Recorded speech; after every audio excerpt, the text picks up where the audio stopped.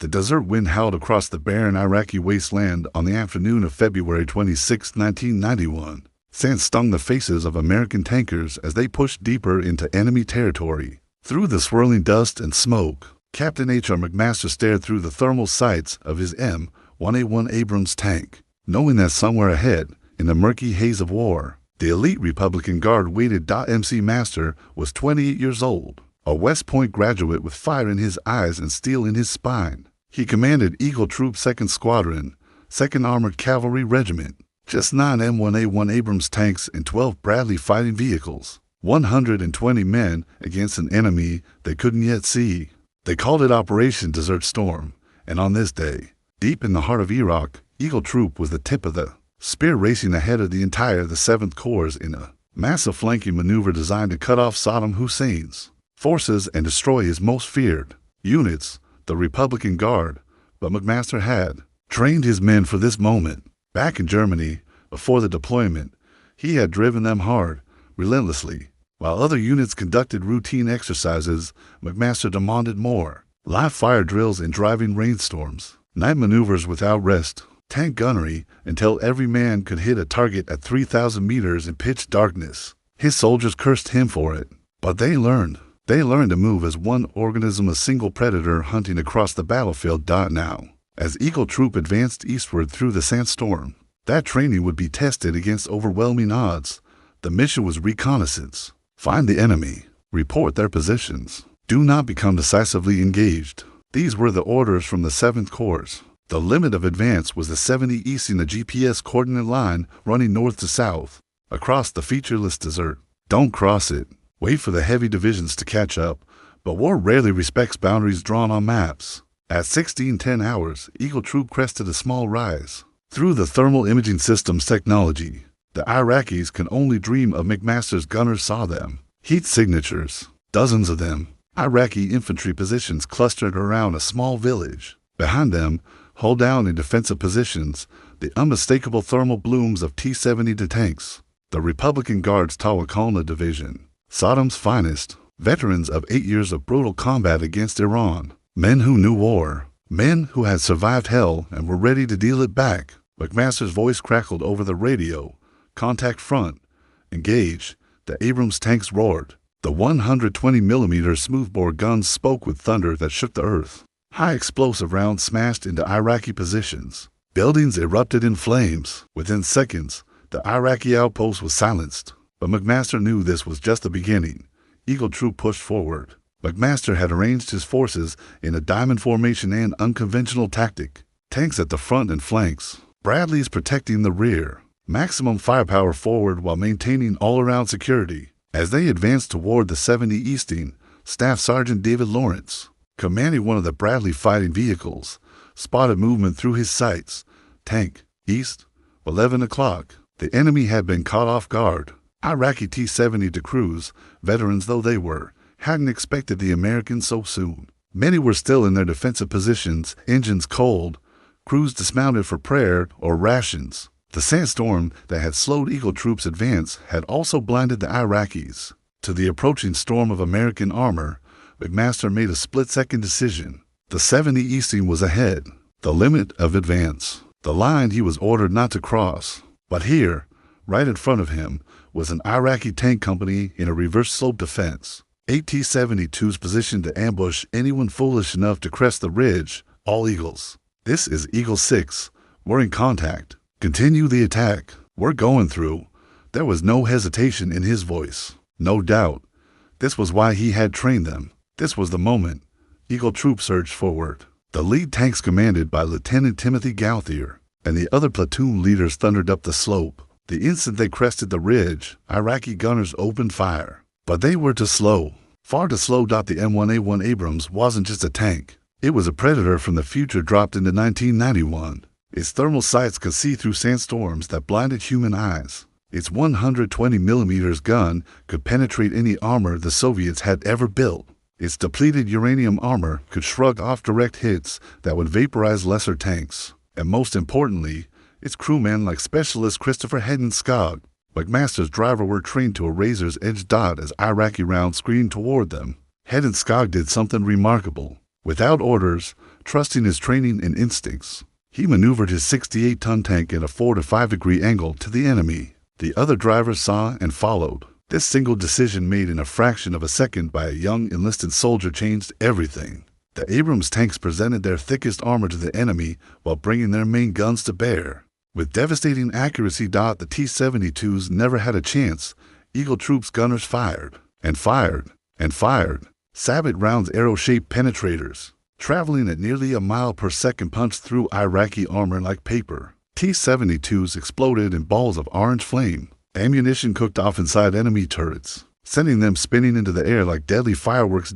In 23 minutes, 9 American tanks destroyed 28 Iraqi tanks, 16 armored personnel carriers, and 30 trucks, but the battle was far from over. McMaster's thermal sights picked up more heat signatures 3 kilometers ahead. More T-72s, an entire battalion in prepared defensive positions along the 74 easting. He had already pushed for kilometers beyond his limit of advance. Command had ordered him not to become decisively engaged. He looked at the enemy formations ahead. He looked at his men boys, really, most of them barely out of their teens. And he made the hardest decision a commander can make. Eagle Troop, press the attack. All tanks, follow me. They charged forward, through an Iraqi infantry defensive position, through a minefield that should have torn them apart, but somehow, miraculously, didn't. The Abrams tanks absorbed hits that would have destroyed any other armor in the world. 1 round, 2 rounds, 3. The depleted uranium armor held. Inside, the crews felt the impacts like hammer blows, but kept fighting. Ahead, 18 more T-72s waited in prepared positions, dug in, ready.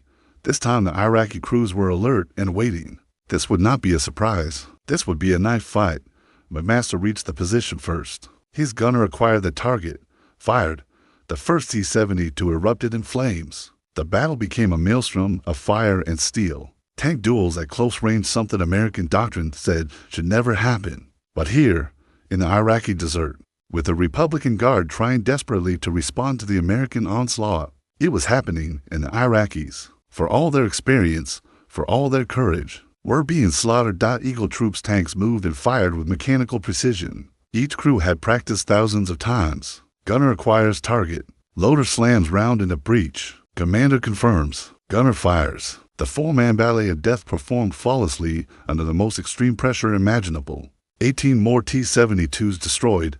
Then, in a moment that would become legend, to Bradley fighting vehicles from Eagle Troops scout platoon lightly armored reconnaissance vehicles, never meant to engage tanks, encountered 13 more T-72s in defensive positions. The Bradley carried tow missiles, wire-guided anti-tank weapons, devastating when they hit, but slow to reload. In the face of 13 enemy tanks, the Bradleys should have died in seconds. Lieutenant Timothy Gauthier's scouts didn't flinch. They fired.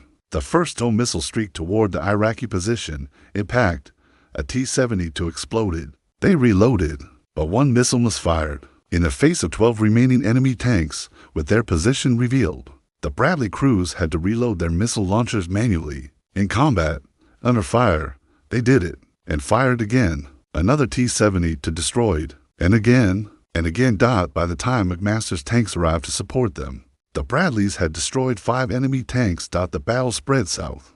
Iron Troop commanded by Captain Dan Miller pushed forward and encountered 16 more T-72s in defensive positions. The fight became a whirlwind of fire and movement. American tanks charging through enemy formations, firing at point-blank range. Iraqi crews fighting back with everything they had. At one point, in the chaos and confusion, an American tow missile struck an American Bradley. Friendly fire, the nightmare of every combat commander. 3 crewmen wounded, but the Bradley's armor, designed to protect against such hits, saved their lives. They survived. To the north, Ghost Troop G Troop commanded by Captain Joe Sardiano found itself in the fight of its life. As darkness fell and the sandstorm intensified, wave after wave of Iraqi tanks and infantry charged their position. The Iraqis, realizing they were being destroyed, launched desperate counterattacks. T-72s and T-55s came at Ghost Troop in company and battalion strength. Sardiano's tanks fought them off with main gun fire. When Iraqi infantry came too close,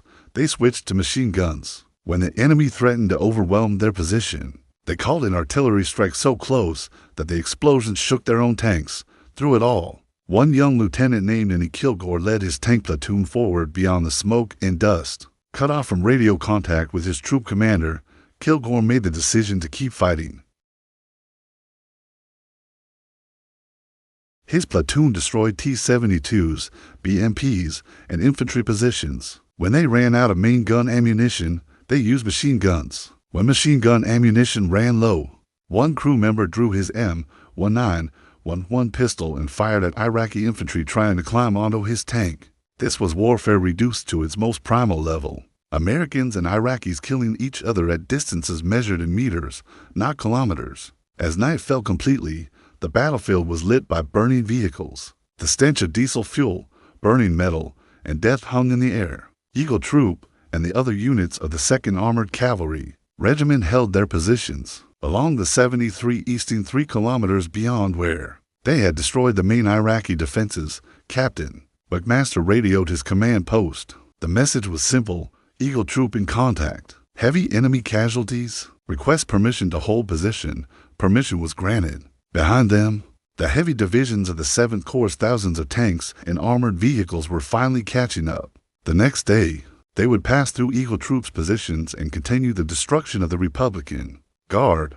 But the killing blow had already been struck. The Tawakalna Division, one of Iraq's most elite formations, had been gutted. The 18th Mechanized Brigade and 9th Armored Brigade, over 5,000 men and hundreds of armored vehicles, had been destroyed in less than 3 hours. Eagle Troop suffered 6 men killed and 19 wounded in the entire operation. One Bradley lost to enemy fire. Against an enemy force that outnumbered them 3-1. They had achieved a victory so complete, so one-sided, that military historians would struggle to find comparisons. The Battle of 73 Easting, as it came to be known, was the last great tank battle of the 20th century. It proved beyond doubt the supremacy of American armor, American training, and American fighting spirit. The M1 Abrams had gone into combat for the first time and emerged as the undisputed king of the battlefield. But more than technology, more than superior equipment, the battle proved something deeper. It proved that initiative, training, and courage still matter. That a well-trained crew in a superior tank, led by competent officers willing to make hard decisions, can overcome any odds. Captain H.R. McMaster would go on to become Lieutenant General McMaster, serving as National Security Advisor to the President of the United States. But he would always remember that day in the Iraqi desert. The day he led Eagle Troop into hell and brought them out victorious. Specialist Christopher Hedenskog, the driver who made that split-second decision to angle his tank and protect his brothers, received the Silver Star for his actions. Lieutenant Timothy Gauthier and his scout crews, who faced down 13 enemy tanks and vehicles designed for reconnaissance, not combat, became legends within the armored cavalry. And the men of Eagle Troop, those who survived, would carry the memory of February 26th. 1991 for the rest of their lives. The day they were surrounded by the Republican Guard's finest. The day they were outnumbered and outgunned by an enemy that had every advantage except training. And will dot the day that destroyed them all in the vast sweep of military history. The Battle of 73 Easting lasted only a few hours. But in those hours, American tankers wrote a chapter that will be studied for generations. A testament to what free men, properly trained and courageously led, can accomplish against any tyranny. The desert wind still howls across that stretch of Iraqi wasteland, and if you listen carefully, you can almost hear the echoes of those M1A1 Abrams engines roaring through the sandstorm, the thunder of 120mm guns, the crackling radio calls of young Americans doing the impossible. Eagle 6, this is Eagle 11. Target destroyed. Eagle 6, this is Eagle 12. Target destroyed. Eagle 6, this is Eagle 13. Target destroyed, on and on through the night. A symphony of destruction conducted by Captain H.R. McMaster and performed by the finest tank crews America has ever produced. This is their story. The story of the day a single American armored troop was surrounded by the finest tanks, and soldiers Iraq had to offer and destroyed them all.